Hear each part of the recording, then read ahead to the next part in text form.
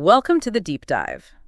Today we're diving into, well, the really fascinating and sometimes kind of unsettling world of human hacking. Right, or social engineering, as it's more formally known. Exactly. And we're not talking about complex code exploits here. Not really.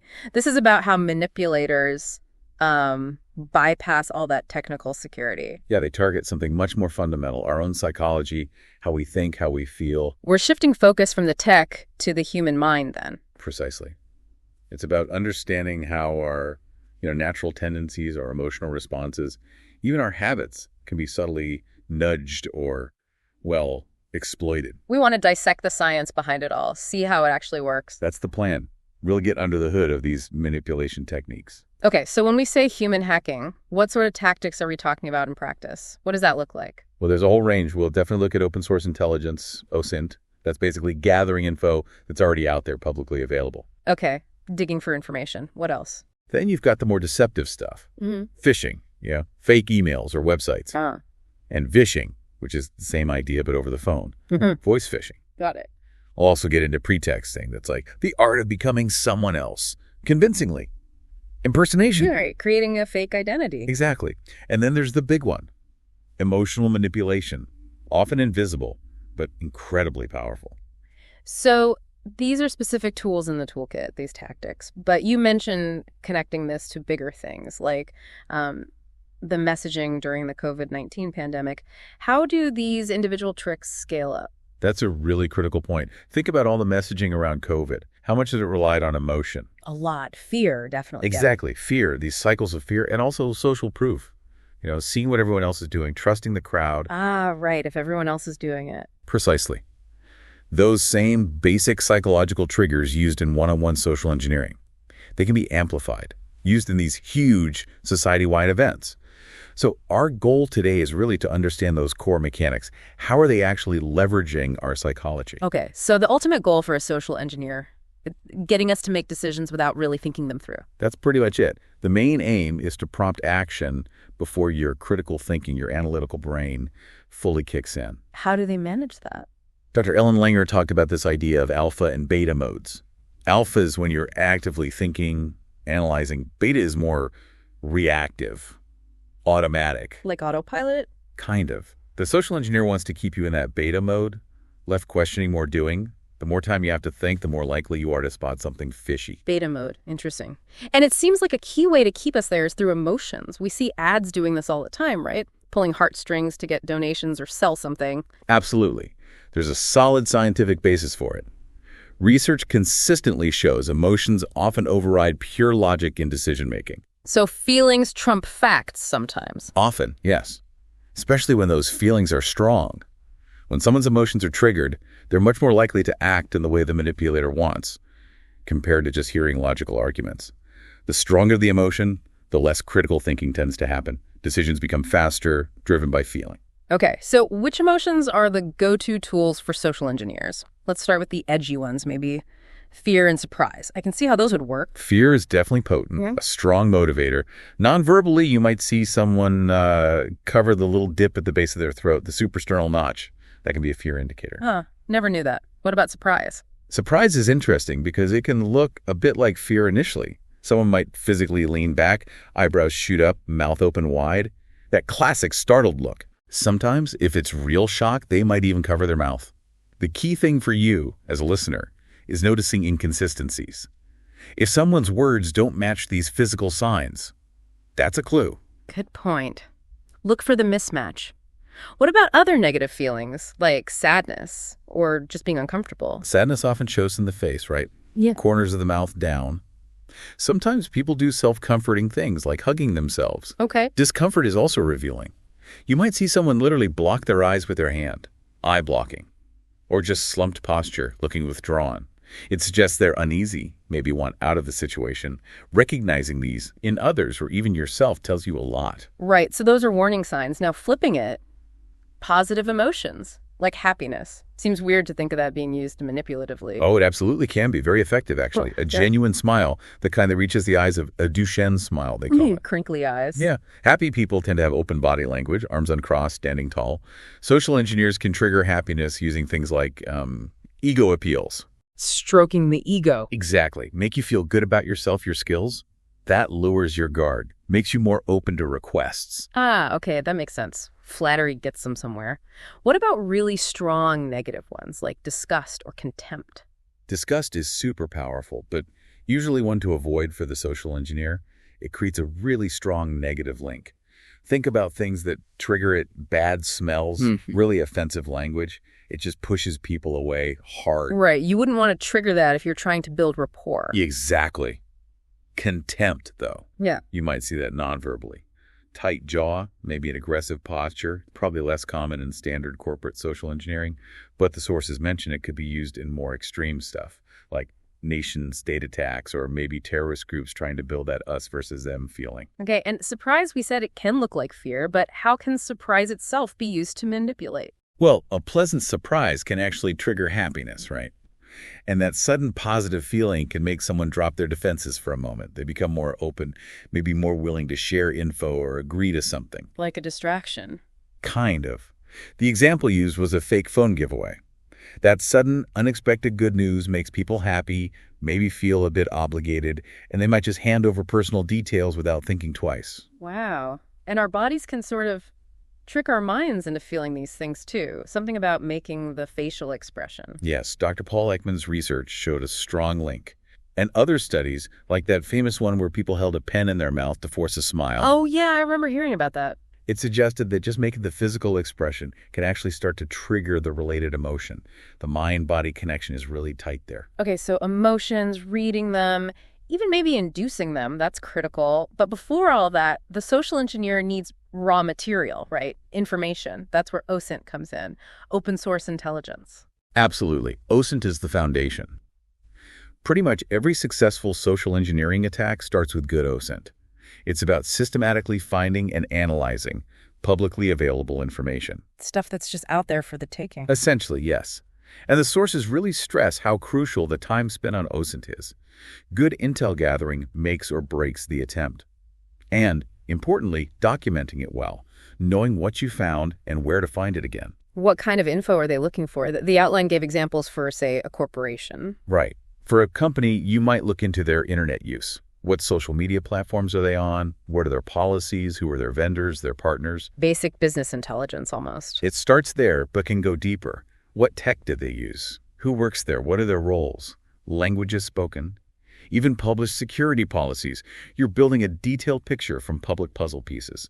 And that James Comey example really showed how even careful people can leave digital breadcrumbs, didn't it? It really did. It showed the persistence needed. The researcher had to figure out if he even had public profiles, then sift through all the possibilities. It wasn't easy, but methodical work uncovered the info. It's a great case study in OSINT technique. So OSINT isn't just about fancy computer searches then. There's a non-technical side too. Watching people. Definitely. Observational skills are huge.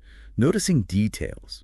Like how people dress in a certain office helps you blend in if you need to, using props, like the clipboard example, to look legitimate. The clipboard warrior. Exactly.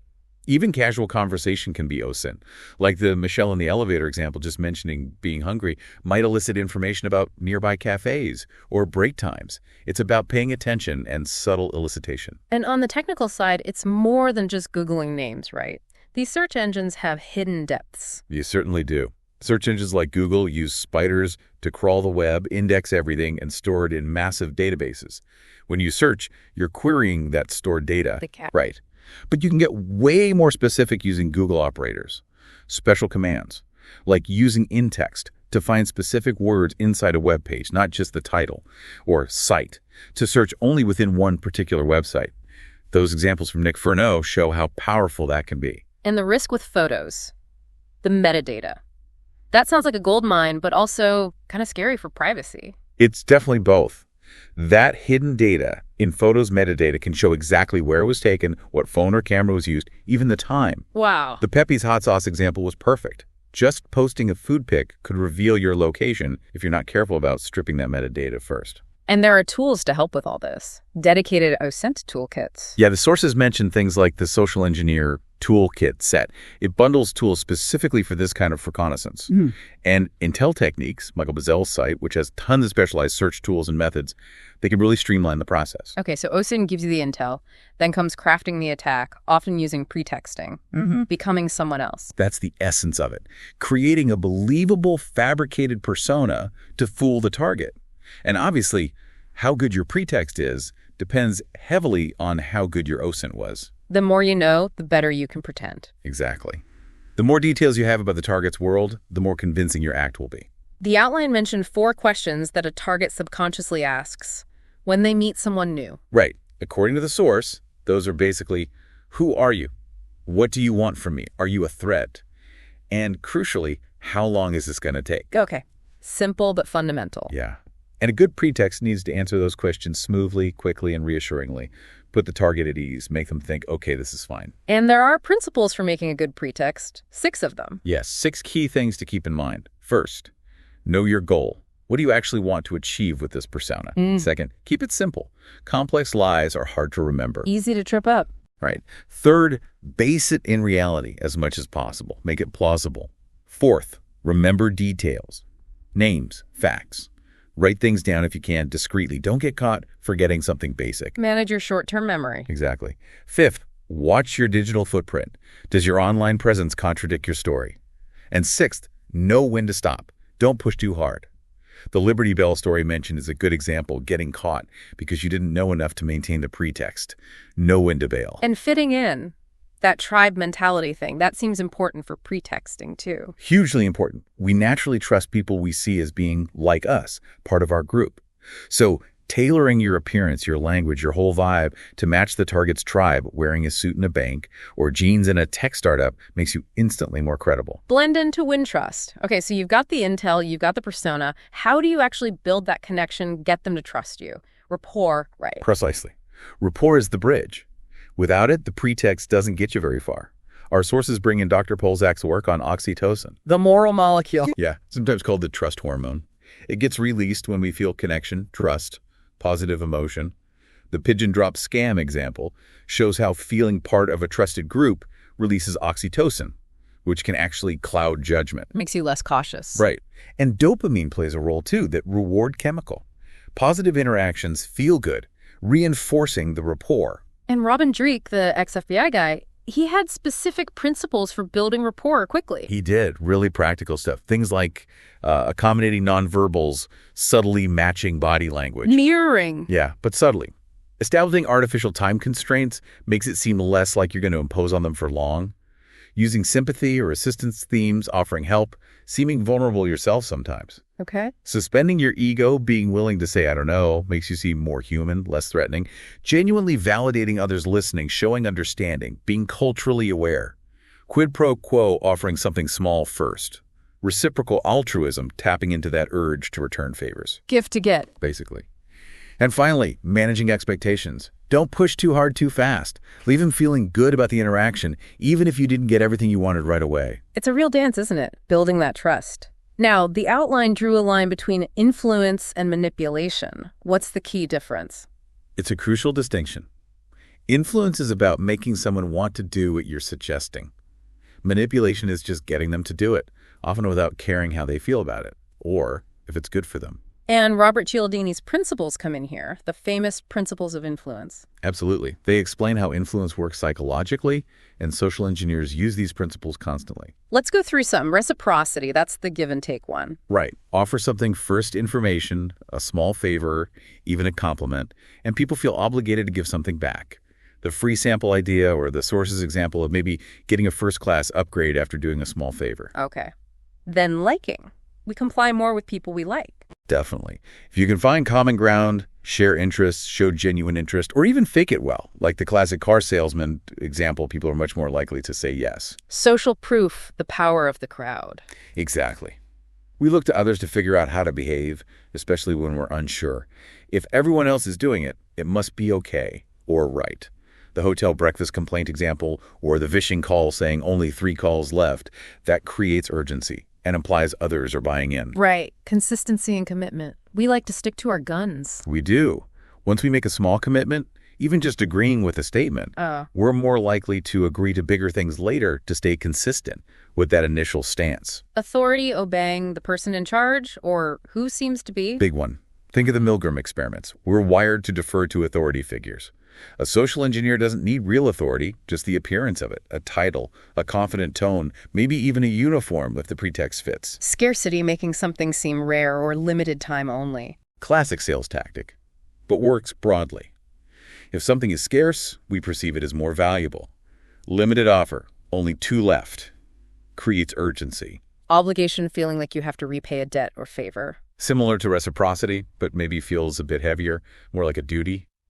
Exploiting that feeling can make targets very compliant. And concession the big request first, then the smaller real one. Yeah, also called the door-in-the-face technique. Ask for something huge, they'll refuse, then back down to what you actually wanted. They feel like you've compromised, so they're more likely to agree to the smaller request. It's a negotiation tactic used in interrogation, too. Okay, those are influence tools. But the Frank T. HR scenario in the outline sounded like pure manipulation. Pretty grim. It really highlights the dark side. That scenario achieved its goal, getting employee data, but by creating a hostile, stressful environment. It ignored the well-being of the targets completely. The sources rightly call out the ethical problems and the fact that it doesn't actually teach anyone anything useful for security. It's just harmful. So the consensus for professionals is influence, not manipulation. Aim to teach, not just trick. Except maybe in very specific cases like the Innocent Lives Foundation example. Exactly. Ethical social engineering, especially in a corporate testing context, should be about creating learning moments, helping people understand vulnerabilities to improve security. Manipulation might get short-term results, but it damages trust and isn't constructive.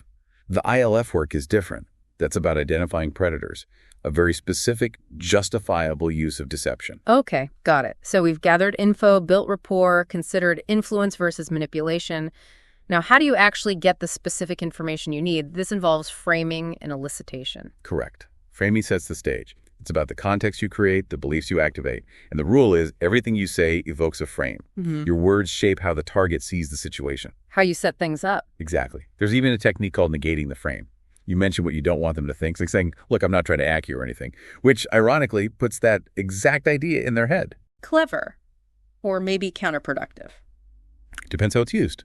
Then there's elicitation. That's the subtle extraction of information, getting people to tell you things without realizing they're doing it. How does that work? Ego appeals are huge here. Flatter someone's knowledge or taste. The example of the wife admiring a scarf on the subway and getting the shop name, that's elicitation through ego appeal. Makes them feel good, so they talk more. Precisely. Another technique is the deliberate false statement. You say something slightly wrong, but plausible, something with a ring of truth. People often feel compelled to correct you. Like guessing someone's age slightly off. Exactly.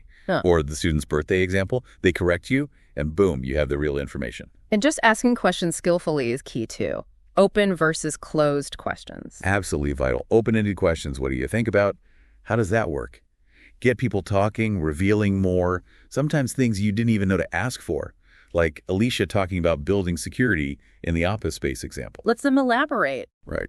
Closed-ended questions, did you get the memo, are good for confirming specific facts, yes-no answers. And also for watching their nonverbal reaction to a direct question, like with Beth in the memo. We keep coming back to nonverbals. Reading body language expressions, it seems critical throughout this whole process. It absolutely is. Nonverbals communicate so much, often more honestly than words. You use them to reject your pretext, but you also need to read the target's signals. Are they buying it? Are they getting nervous, comfortable? What's the key to reading them effectively? The main thing is focus on what you see first, not why you think they're doing it. Don't jump to conclusions. Notice the frown, the crossed arms, the tapping foot. Then consider the context. Observe, then interpret. Yes, and establishing a baseline is crucial. How does this person normally behave? Then look for deviations from that baseline when you introduce certain topics or requests. That change is significant. And finally, congruence. Do their words match their body language? If someone tells you a sad story but their body language looks fearful or happy, that's a huge red flag. Incongruence signals deception or hidden emotion. This has been a deep dive indeed. We've covered psychology, brain chemistry, specific tactics like OSINT, pretexting, emotional triggers. What's the main takeaway you want people listening to hold on to? I think the biggest thing is realizing that human hacking works by tapping into really fundamental parts of who we are. Our psychology, our brain chemistry. These aren't super complex tech exploits. They're exploits of our natural tendencies, emotions, habits. Things that make us human. Exactly. From OSINT research to phishing emails, pretexting, emotional manipulation. It all leverages how we're built.